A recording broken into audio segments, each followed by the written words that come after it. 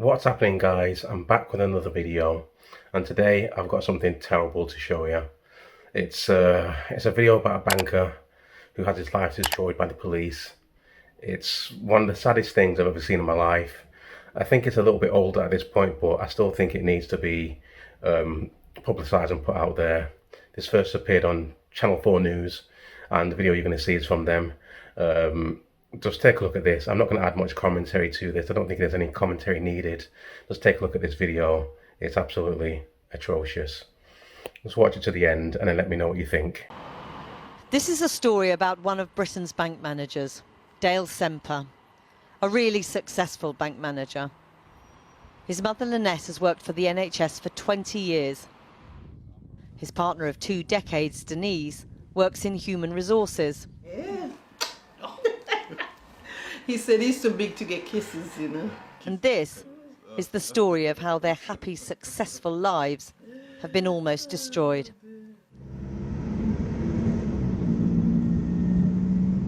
I'm accustomed to being pulled over and stopped when I'm driving cars and so on. I'm accustomed to it. I get it.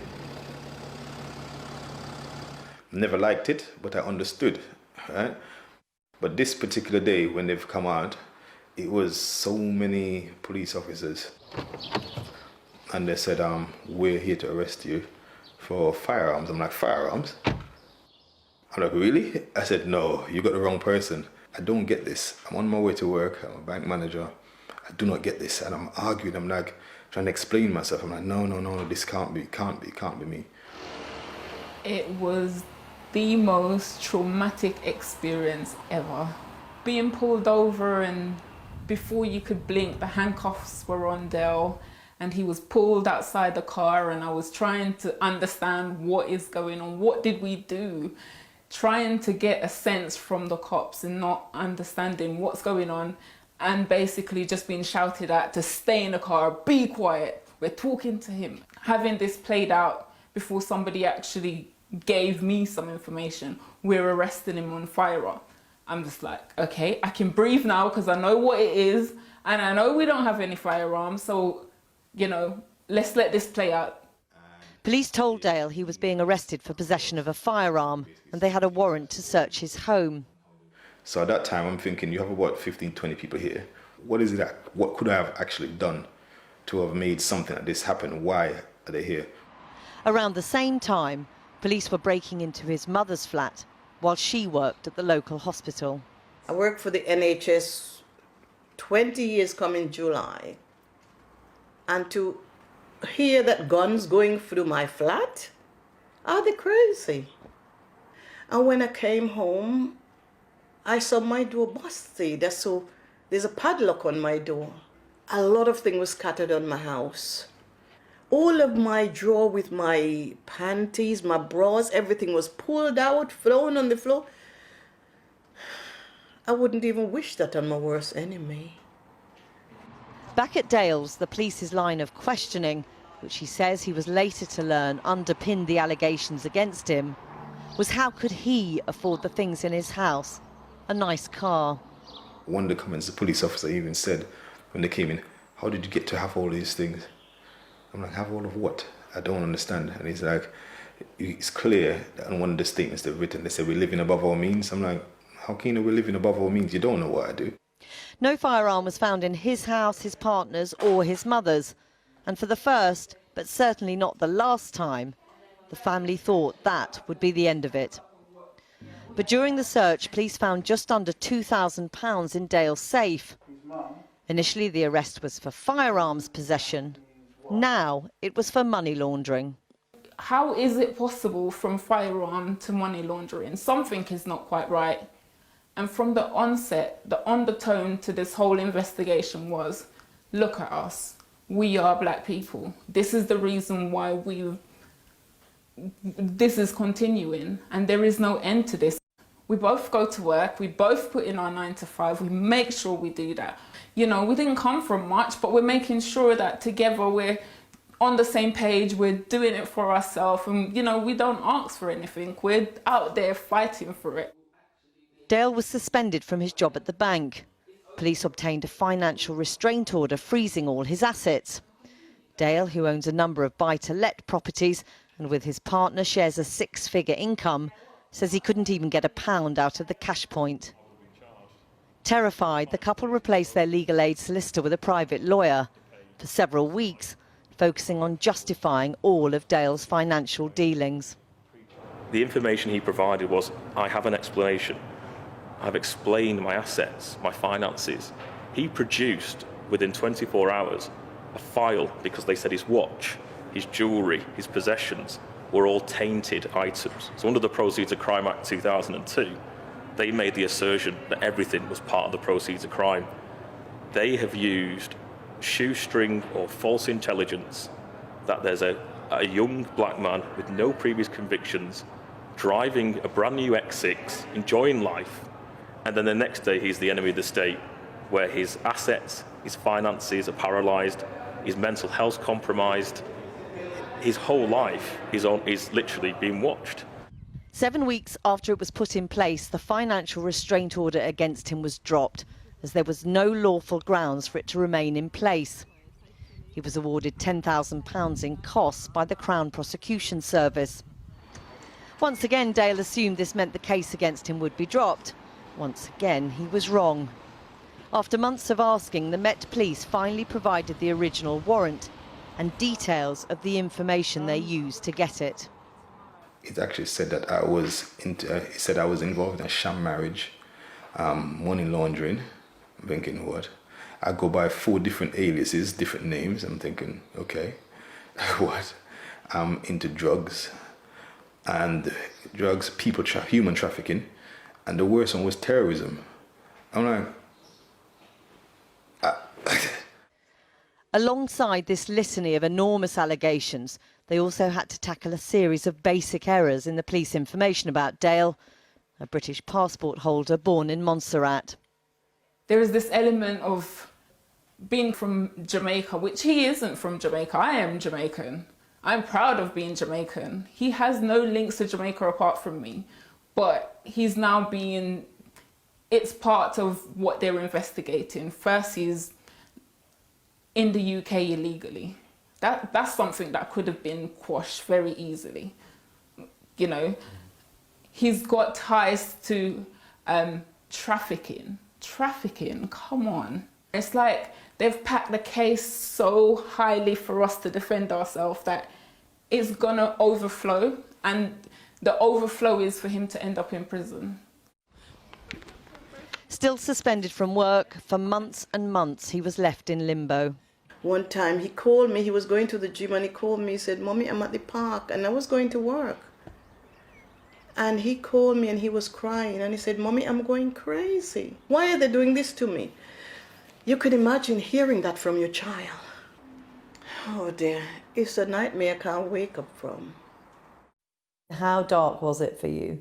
it was really, really bad. It got to the point where sometimes I felt like I didn't even want to be around. And she was like, don't hurt yourself. Promise me you won't hurt yourself. Me and my mother, we've been through so much, and I never wanted her to have looked back at me and say, this is what my son has amounted to. It was such shame. It was such shame. 18 months after he was first arrested, he's arrested again at 20 to 7 in the evening on suspicion of possession of firearms. None are found. At 7:15, just 35 minutes later, he is de-arrested. People will say there's no smoke without fire. It's entirely possible that the Met Police would say, we had credible intelligence that justified this investigation. This started off with false intelligence. A man of no previous convictions, no bad character, not touching a firearm in his life. An explanation of every penny he's ever earned in his life, from pay slips to tax returns to cash. The question I'd be asking myself as I was looking at this case would be, to go this far, surely with all the costs, God knows how much the financial investigation and the CPS spent on this very 26-month case in the public purse, as well as my client defending himself privately, you'd think that there was something. There's nothing. There's absolutely nothing. Dale's lawyer says from the beginning police obtained warrants based on a wholly inaccurate portrayal of Dale's character, and that if he'd been a white bank manager, this would never have happened. On the 11th of October, the Met Police tell Dale's lawyer no further action will be taken in the case.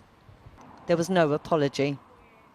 I've had to become the best bank manager for years, for quite a few years. It's something of memories of my past and what I've achieved. But the person I was before now, I feel like that person is now gone.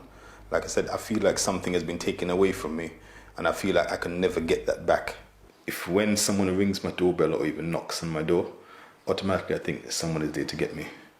If I'm driving and I see a police siren coming up, even if it's the ambulance, I'm thinking someone is trying to get me. Constantly. I just can't get it out of my head. Dale is back at work, though at a lower grade. His hopes of becoming a director in the bank all gone. It's already cost him around £140,000 in legal costs. He's very conscious of others in a similar situation who couldn't afford to defend themselves. He now intends to sue the Met for damages. The family hope for an apology. It's just really hard to kind of like think, okay, the investigation's over, so okay, we can now breathe. I don't think we will ever be able to breathe.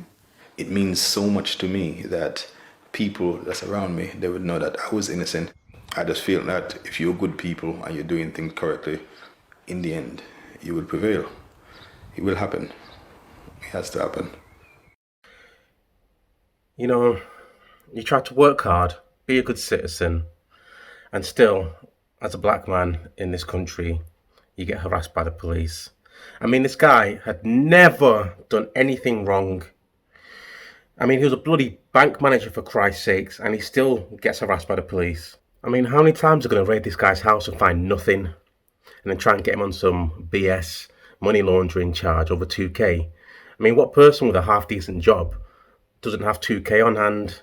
I mean, come on, for a guy like him, that's not that much money at all. Jesus. These racist piece of crap cops can't stand to see a successful black man like him. As far as they're concerned, any black guy who's got that kind of money should either be kicking a ball or on TV. I mean, it's just bloody disgusting. And the media and the politicians wonder why there's such animosity between the black community and the police. It's because of crap like this. It needs to stop. It needs to get sorted out. If you're white and not dirt poor, I'm sure the police are the people you call if you need help or assistance. But if you're black, and even if you are upper class, you know the police aren't there to help you. They'll probably try and turn around whatever happened to you against you. I mean, unless you've got powerful connections, that's the only way I can see you being safe from these savages. I mean, I still can't believe that video. And people will look at that and still try and say there isn't systemic racism within the police. I mean, I don't even know. I just don't understand how this is still going on and how the hell we're going to get over this, because it's getting ridiculous. Some of the videos that you see online for why guys are being stopped and searched, it's just ridiculous. And I mean, are people not sick of it by now? I mean, there's got to be. I mean, what more do you have to see to start taking some action, to start writing to your MP, to start trying to do something about this issue with the police? I mean, it's like people don't seem to care unless it's happening to them directly. It's just an absolute joke, and I've had enough. Right. I don't know what else to say about this video that's not already been said in this report. I mean, it's clear as day that this is racism by the Metropolitan Police. And if you can't see that it's racism, then you know what? There's not really any talking to you. You're the type of person where you can't see racism in anything, and you think everything is just to do with other factors. And to be quite honest, I've not really got any time for those guys. But the fact of the matter is, there's a lot of people out there who will say things like black people should just keep their heads down, work hard, and these like police brutality and harassment won't happen to them. Well, this guy played by all the rules, did everything right, and then this kind of thing still happens to him. It's just ridiculous. So that's the video, guys. Let me know what you think, and don't forget, like, comment, subscribe, and I'll see you on the next one.